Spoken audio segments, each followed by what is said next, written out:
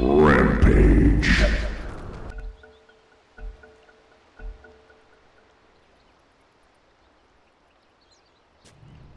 Hey guys, this is Wisper coming at you with another commentary video, this time on a really fantastic game. Probably one of my best games of 7.07 so far. This game I am IO, surprise, surprise. I am off lane with a Pudge. I'm playing by myself. You guys have seen me play some off lane games with Pudges before, who are my friends. I was just by myself in this game, and it turned out to be a really wild ride. One of the highest kill counts I've gotten in 7.07, one of the higher kill counts I've gotten in my life. Really fantastic game that unfortunately starts out a little bit slow. It's not until really the mid-end game that I start doing some very serious damage, which is a nice change for IO. After many years of really, once you hit level 7 and your spirits are high damage, that's the time to strike. You get your kills in a 10-minute window, and after that it's pretty tough to do any damage. This game ends up being a little bit different. Nice thing about this game is that you see the lane that I'm against. This Pangolier is a Twitch streamer called Newton's Law, Twitch TV/Newton's Law, and Newton's Law actually recorded this whole game from his perspective.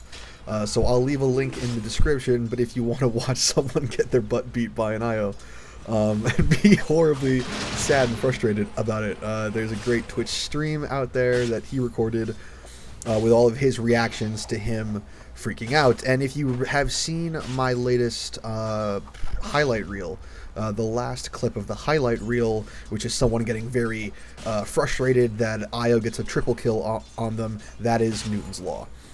Furtive is another Twitch streamer as well. I've become friends with both of them since this game. I'm going to leave links to both their Twitches in the description as well. Feel free to check them out. I am going to chat a little bit about the items that I'm going for and the plays that I'm making as they happen until the kills really start to ramp up. As of right now, I'm making sure to try and grab both bounty runes, trying to grab the enemies first before I grab mine, so that once I have theirs, I'm pretty sure that mine will be safe. I'm going for my first item as a soul ring, because I want to be giving this Pudge mana. Pudge needs mana to hook. He needs a lot of mana in order to make sure that he's constantly upsetting lane pressure, and being able to do that through Soul Ring is really important. It also allows me to spam spirits. It's basically the item I always build. I try to do this every time I use an early salve and it works out. I'm just trying to point out, guys, salve is a fantastic item. Both Pudge and I were very low health from that little interaction between CM and Pango and us two. One salve, one tether, we're all back up to full health. Really fantastic item. That's why I tend to buy 2 of them in the early game.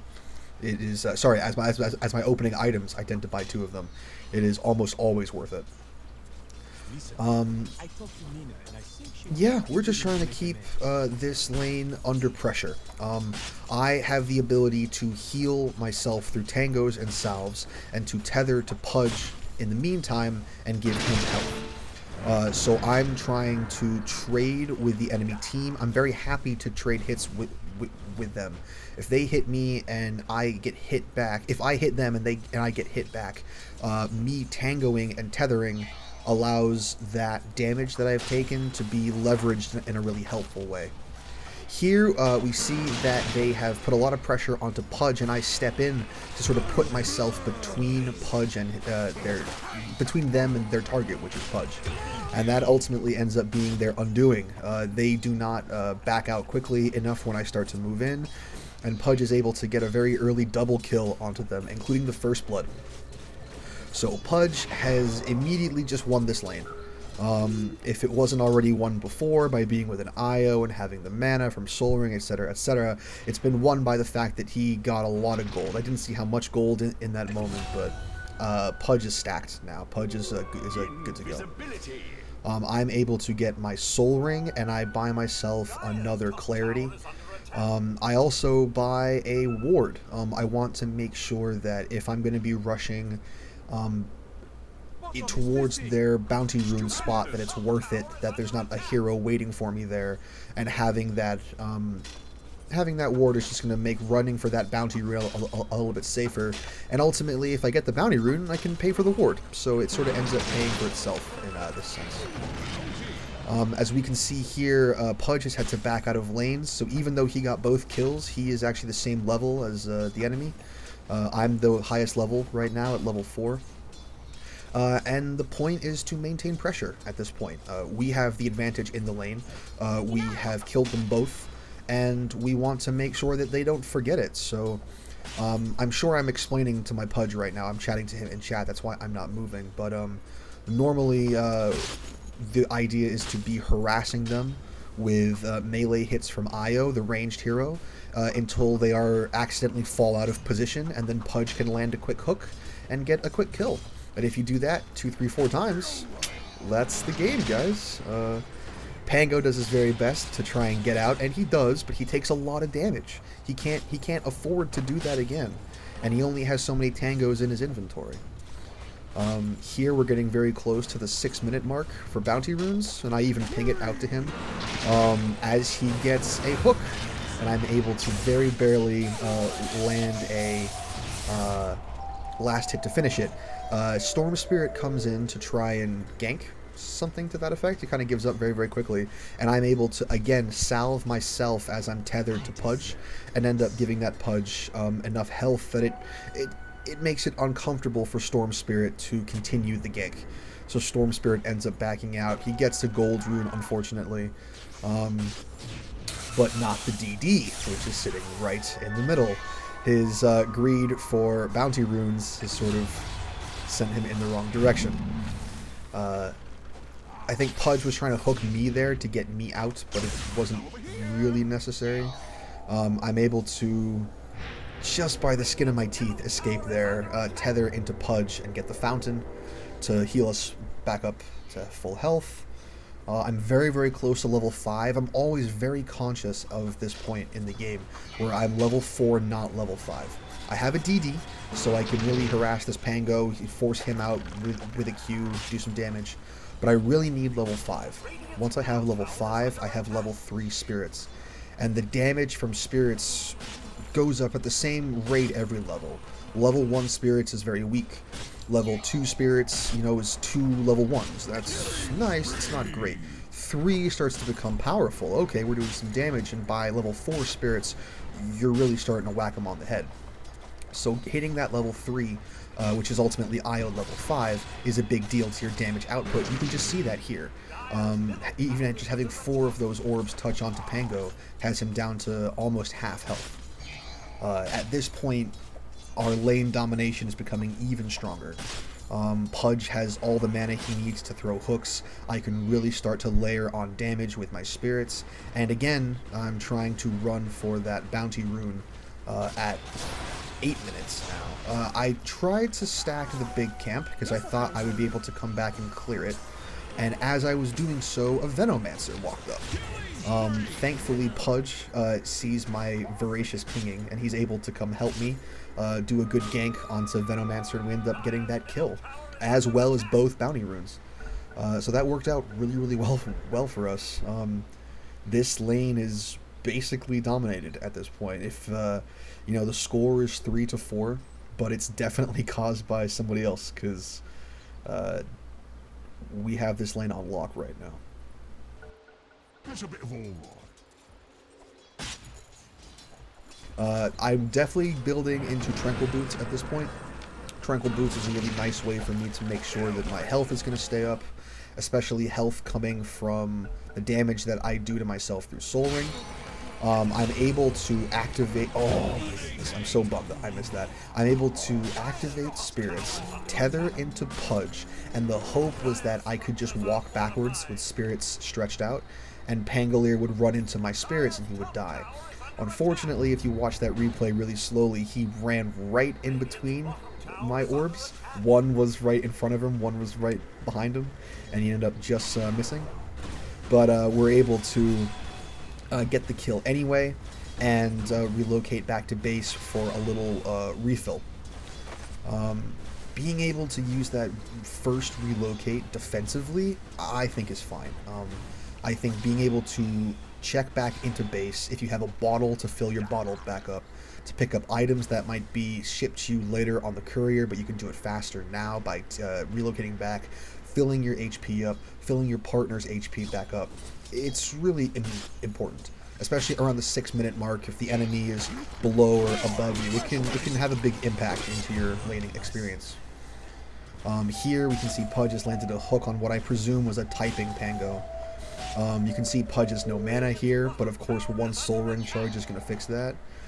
And I think at this point we get really into the idea of killing the CM, like too much.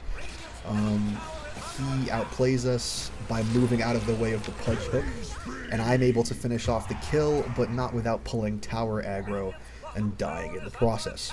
Admittedly, it's to the Dire, it's not to any specific player, and as a result, the money gets spread out amongst different players. It's not quite so bad. That being said, I'm not particularly proud of the idea that I died going for that kill, so it's something I should really watch in the future. I'm able to pick up the Tome here. Always loved the Tome on Io. Not only is hitting level 7 really important, but hitting his talents are really important. So being able to jump levels and XP, doing that is super fantastic. Anytime you can get the Tome, go for it. Here, I don't know. I don't actually remember if I knew that Storm Spirit was there or not. I just came in to help the Viper, and I think I ended up clipping the last bit of health on the Storm Spirit and going for the kill. I try to back out once I see that there's a Venomancer, but Pudge gets a hook, and I just have to come help him out. So Pudge gets his 5th kill. I'm on number 4, and this is where things really start to take off for us. My healing is in place through Tranquil Boots and Wand. I have all the mana I'd ever need through Soul Ring, and as well as keeping up my teammates through that as well. And now I'm building into Urn of Shadows, trying to use those charges to keep people alive. Here I see that Viper is being ganked into. I'm trying to... Why? I'm pretty sure there's going to be a pause after this, at which point I'm yelling at the Viper in the chat about why he would join that fight. Yeah, it's right here. Why would that Viper, with 3% HP that I blew my relocate to come save, run back into the fight to die? That I was kind of peeved about. I remember that. Just a really silly thing. If you have 5% health, just leave. Like, you've had a service done for you by not being murdered with 5% health. Just go back, take it as a win. But people feel that they need to get kills for it, and it's just a bit silly. Here I'm chasing down a Kunkka, which I don't believe I find. What a bummer. I think he ran south, and I just didn't want to risk running into unknown territory with no vision. I just wanted to make sure that I was going to stay alive. So, Urn is done now. I make sure to always have a TP in my backpack, even if it's on cooldown. And the item that I'm going for next is Helm of the Dominator, which leads into Veil of Discord. Veil of Discord is going to combo very well with my level 15 talent of plus 90 spirits damage. And plus 90 spirits damage is very, very, very, very powerful for a lot of reasons I've talked about in a lot of other videos. Do I kill this Kunkka, or do I die for this? Ooh, I get the Kunkka just barely, which gives me an Urn charge to heal up. Very, very lucky there. I'm glad this Pudge has been set up so well. Pudge is basically carrying our team now, off of the very nice start he's had in our lane.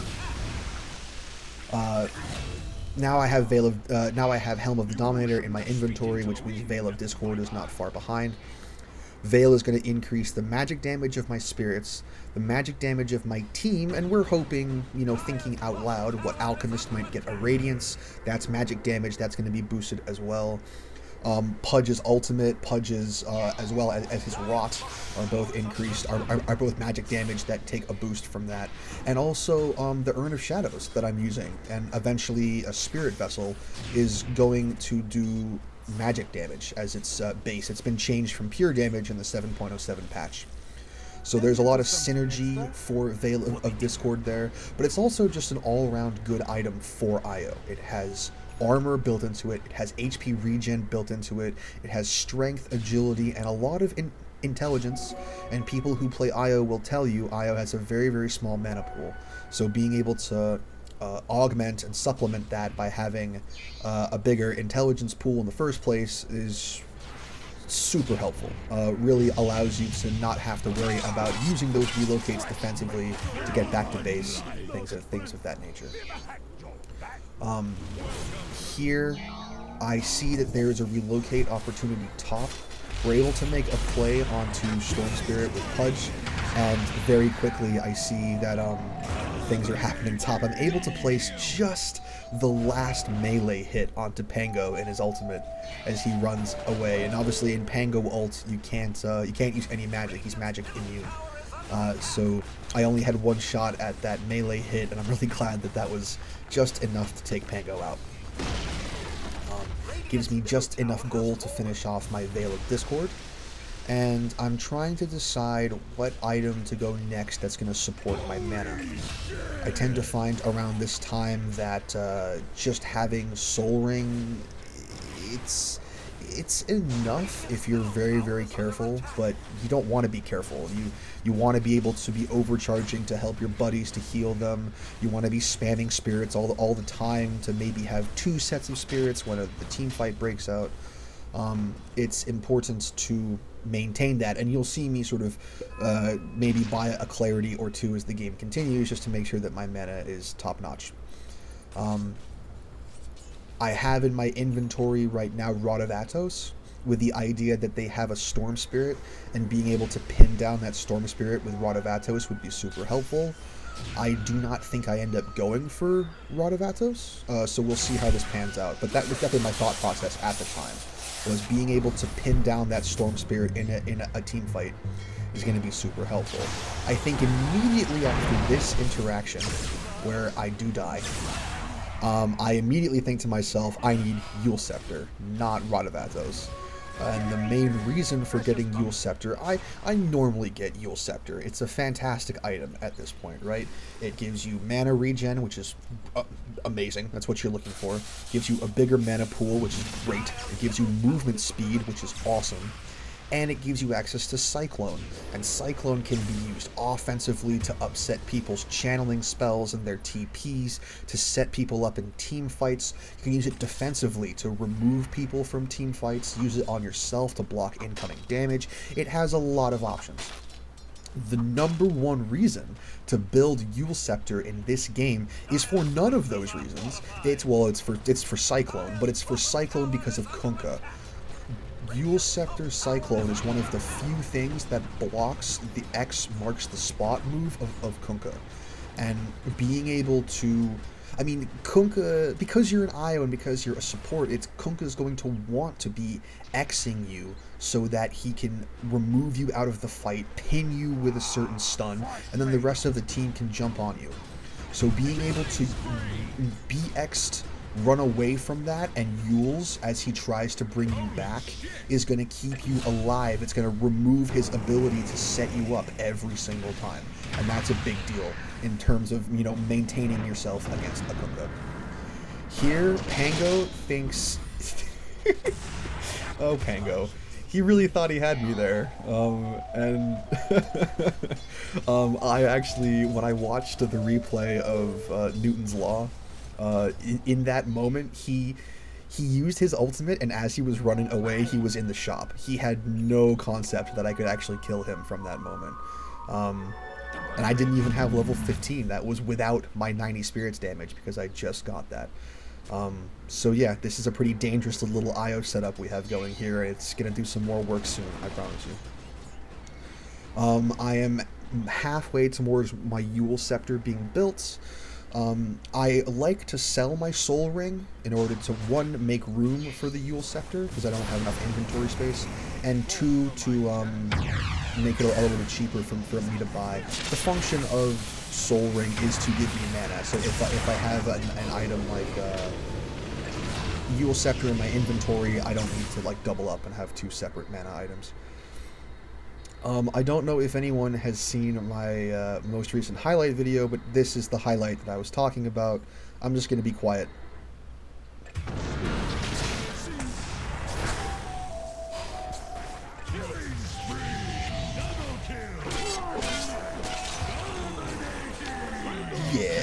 That's that's 7.07 in a nutshell, really. A really fantastic triple kill coming back from a defensive relocate. That puts me on top of the scoreboard in net worth. It's suddenly up to 11 kills now. Things are really starting to take off for me. That was a big play, and I was able to kill the Storm Spirit, the Pango, and the Veno all in that setup. And I think Pudge took out the Crystal Maiden, or maybe Crystal Maiden escaped. But that was big. That was a really big play that was sort of set me up for the next part of the game. I'm able to get my Yule Scepter here and stack this big camp. Anytime that you have the opportunity to stack camps and then take those stacks, especially in the mid to late game as an IO, please do so. It's so easy with spirits to stack not just one camp but multiple camps at once, and then to clear 2, 3, the equivalent of 4 or 6 camps in a matter of 30 seconds or something can have a really big impact on your game XP. This was a really fantastic use of Yule Scepter. I'm really proud of how that clip turned out. I'm able to slam all of my spirits into Pango, but I have to wait a second or two between cooldowns. So I hit him with all of my spirits, I Yule Scepter him to buy myself time to chase him and get in the right position, and then I'm able to just chase him and hit him with one melee strike, and he dies. Not too many times you're going to get to use Yule Scepter like that, but if you can, do so. Setting up enemies so that, maybe if Pudge was next to me, I could have Yule Scepter him earlier and have Pudge land an easy hook. Maybe if Crystal Maiden wasn't in this scene, if I wasn't about to be ganked by like 9 heroes, then I could have potentially hit Venomancer with spirits and then Yulesed him and then hit him again. Things like there's a lot of different ways to make that cyclone work for you. And it's a really fantastic item that I end up picking up quite a bit. I just died, so I want to get into a little quick conversation about what Yule Scepter can offer you versus other items. Because Yule Scepter is what I end up going. Because after you have Yule Scepter, you can see in the game now, I have around 11 MP per second regen. That's really nice. A little bit higher would be better, 13, 14 would be fantastic, but 11 is fine. There are several other items that are sort of replacement Yule's items that give you a similar amount of regen. The problem is they give you that regen for a lot more money. Orchid is a great example. Orchid will give you around the same 11 or 12 mana regen per second. It'll give you more attack speed, more damage, it gives you a silence, etc. But, those have their own uses as much as Yule's Cyclone does. The problem is that Orchid is 4,000 gold, and Yule's is 2,700. Another option is Linken's. Linken's gives you the same amount of mana regen, obviously a 17-second cooldown with the protective sphere, but that's 4,800 gold. And Scythe of Vice is, again, very similar. I think it gives you 13 mana regen per second, but that's 5,000, over 5,500 gold. The point that I'm trying to make here is that there are other options for mana gain at this point instead of Yule Scepter, but because of the price tag of Yule Scepter, as well as its really multi-layered functionality, there are many instances where I go, maybe I should buy a different item instead of Yule's, and then I buy Yule's, because not only is it extremely functional, it's extremely cheap for what it gives you. And it just works. If you need to chase down people to hit them with your spirits, you have the speed boost 1 of Yule's, and then for your next item, Spirit Vessel, to be able to spam your spirits over and over again, to be able to overcharge without concern that you're going to run your mana into the ground. That's a big one too. So it's definitely a fantastic item for that. My next item, which I've already picked up here, is Spirit Vessel. I don't always get Spirit Vessel at this point. I think it's pretty game dependent. If somebody else in your party has already purchased an urn and you guys are going to be splitting urn charges, don't get Vessel. If you have an urn, but your team's not getting many kills, and you're not going to be able to make good use, you're not planning to have many more charges, don't buy a spirit vessel. You can see a failed relocate save on that alchemist. I tried. My tether's on cooldown, so I definitely tried to save him. I'm able to get a tether out to Pudge, and restart a long running process of getting away. God, Veil of Discord is so strong.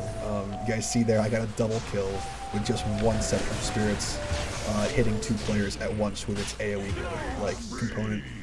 And you could probably do some really interesting math in order to understand the amount of damage that would have done in 7.06 on one hero versus the amount of damage that just did in 7.07 onto 2 heroes with the Veil of Discord buff and the level 15 talent.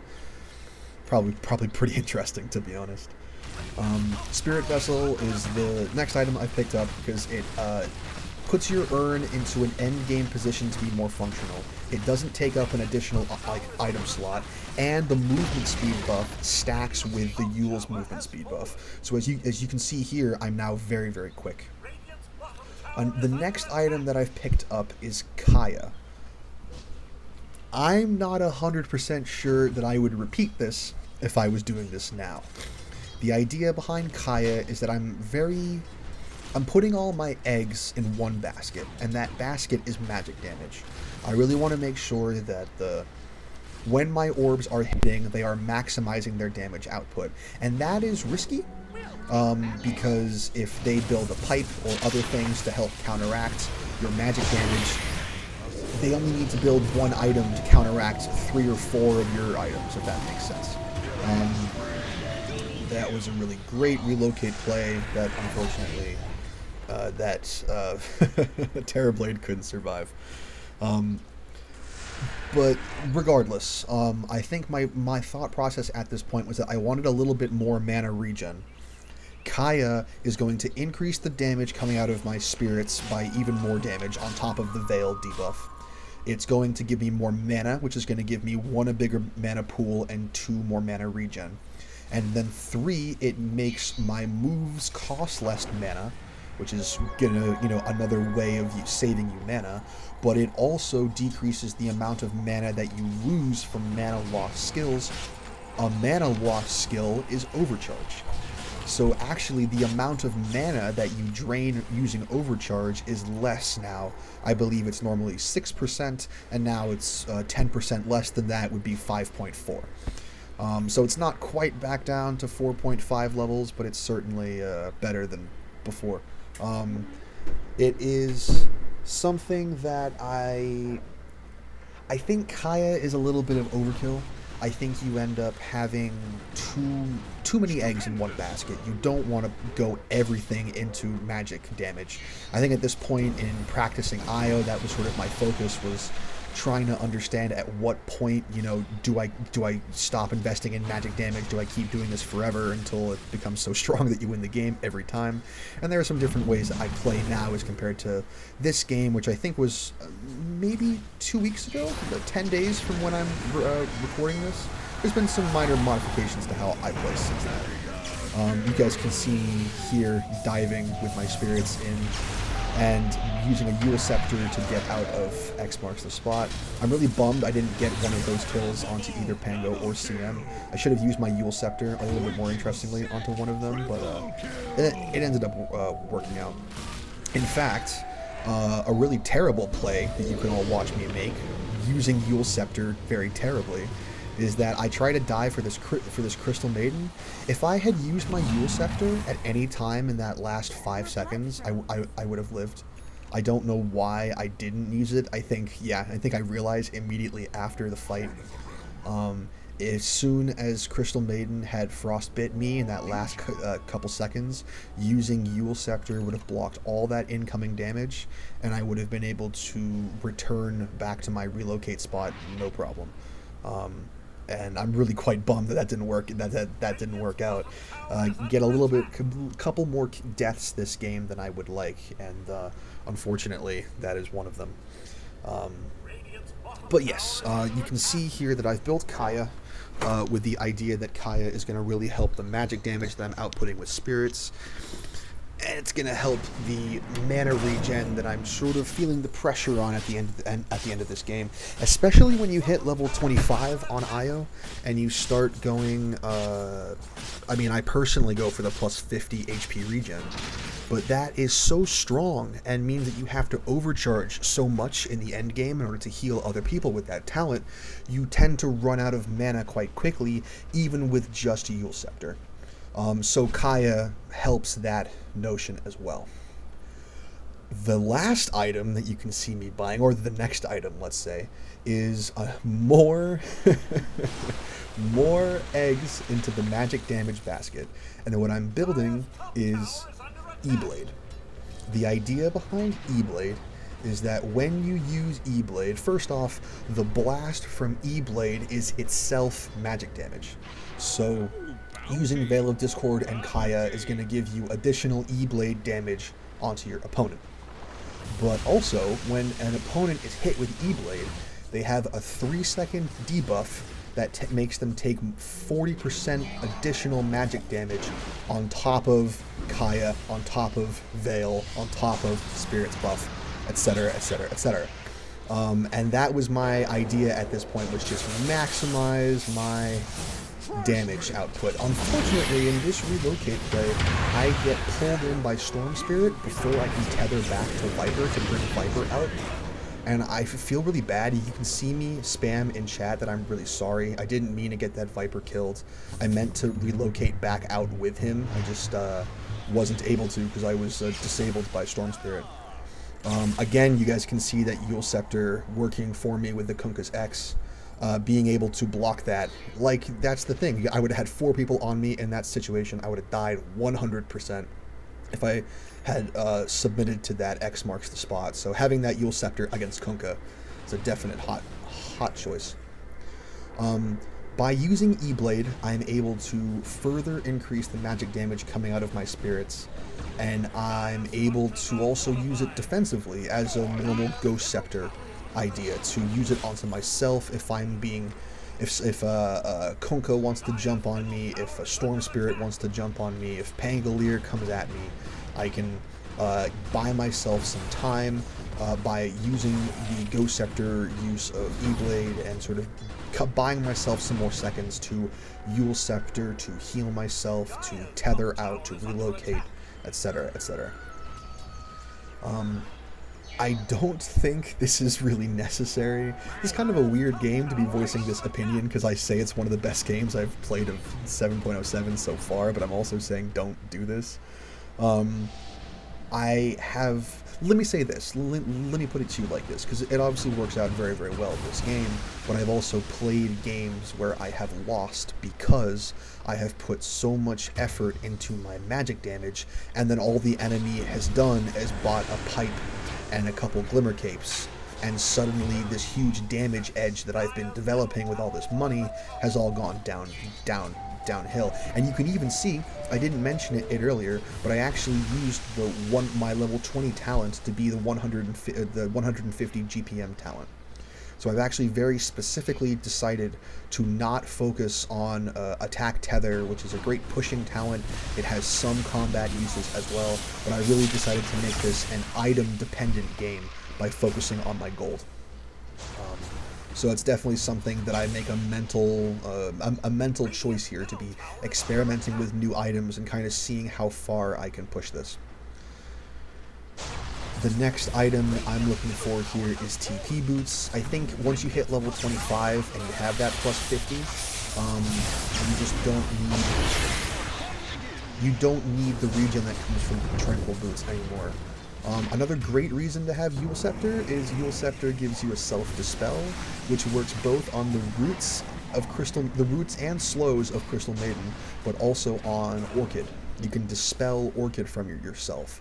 So if I get jumped into by Storm Spirit and I get Orchid, one quick Yule Scepter and I'm good to go. No additional damage, no more silence, etc. But like I was saying before, once you have this really strong HP boost from your level 25 talent, you don't really need Tranquil Boots. So being able to remove that, get a TP boots in, you have more map mobility. You can sell your tranquil boots, and then, you know, that's 400 more gold. It only costs you 2,000 gold to get those TP boots. Makes you even faster as an IO on top of your Yules, on top of your Spirit Vessel. Really allows you to dominate in terms of sort of moving within a team fight, moving away from people out of range, running from Pango Ultimate, running from punch hooks, things of that nature. Very, very helpful. And at this point, I'm just trying to decide where a good use of my E-Blade is going to be. Like, I don't have a whole lot of experience playing with E-Blade in general, let alone playing with E-Blade on an IO.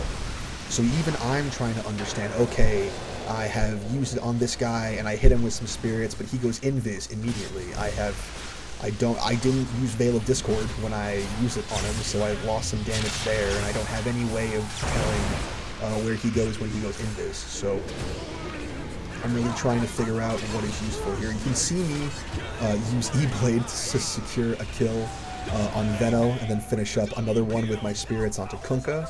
I think that was probably the best E-Blade play I make the whole game. Just trying to figure out what exactly I should be doing with it and how best to be using it.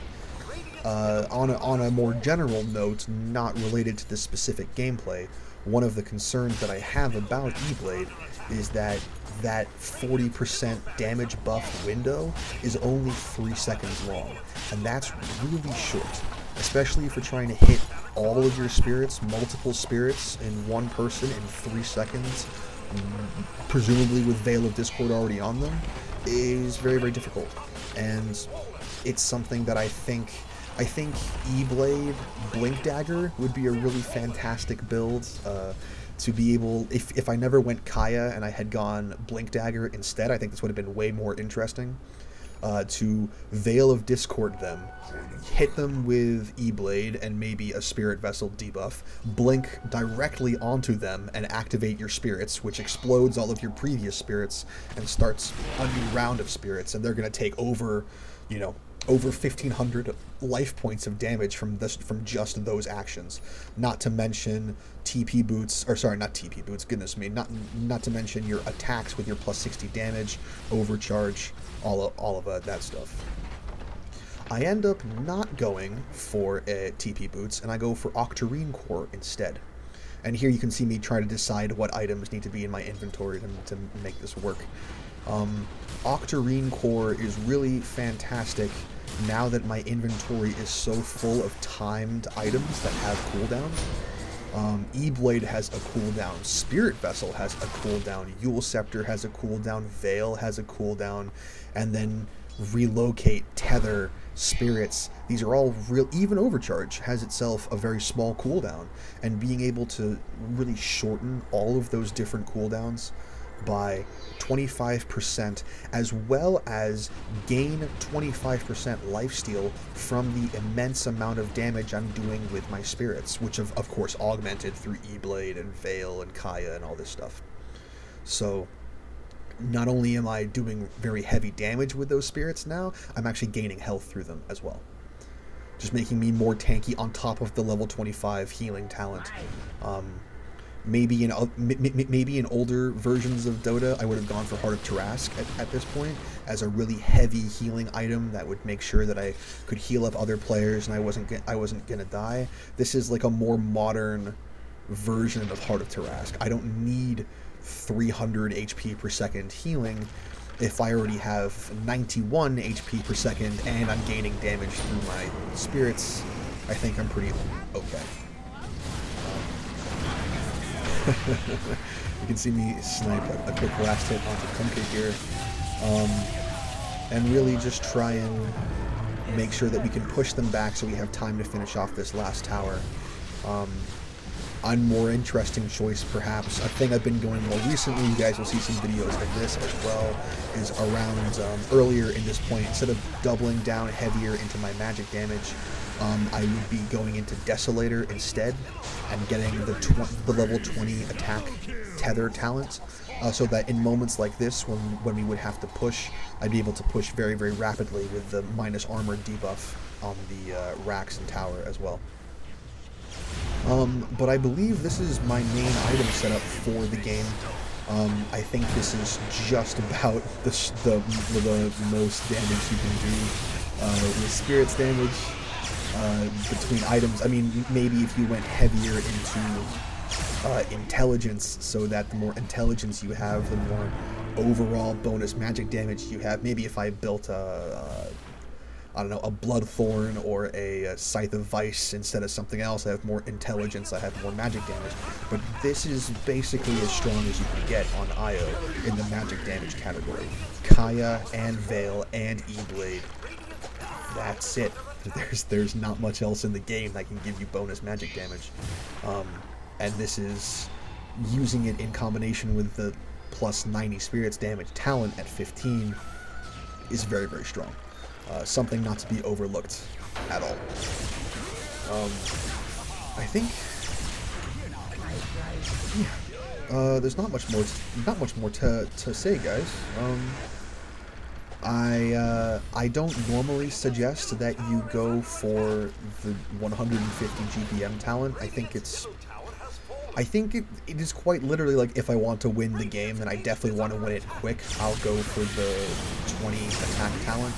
But if I want to try some new moves, if I want to practice new items, this game is definitely a practice new item game. And I kind of presumed that we had won at some point, so I didn't feel it was necessary to, oh, we definitely need to win this by making sure that we can push towers. Like, I kind of figured that having a 20 kill IO is pretty much a game-winning situation. Which I've been wrong about before, to be fair, but I thought I would get away with it this time.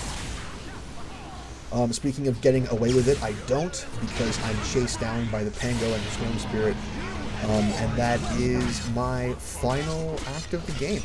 I died a little bit earlier running into the fountain, I bought back to help push, and they picked me off one last time, and before I really want to say, it'd be very embarrassing if I was wrong. Okay, good. By the time I respawn, the game is over.